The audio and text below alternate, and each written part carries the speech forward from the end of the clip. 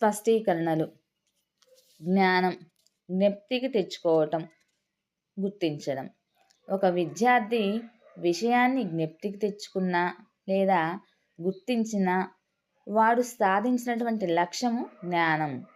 ఉదాహరణకు, ఒక విద్యార్థి శ్రీకృష్ణ లీలలు అను పాఠాన్ని పోతన రాశాడు అని జ్ఞప్తికి తెచ్చుకున్నచో ఆ విద్యార్థి సాధించిన లక్ష్యమే జ్ఞానం.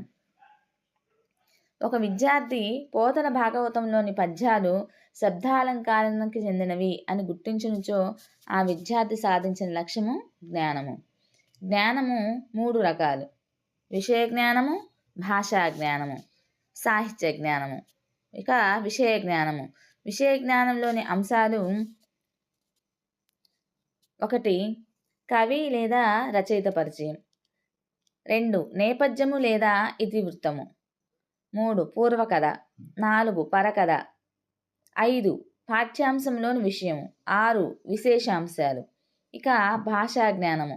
ఇందులోని అంశాలు: 1. సందులు, 2 సమాసాలు, 3 విగ్రహవాక్యాలు, 4 అర్థాలు, 5 నానార్థాలు, 6 పర్యాయ పదాలు, 7 ప్రకృతి వికృతులు, 8 వ్యతిరేక పదాలు, 9 జాతీయాలు, 10 సామెతలు, 11 లింగాలు, 12 వచనాలు, 13 విభక్తులు, 14 భాషా భాగాలు మొదలైనవి.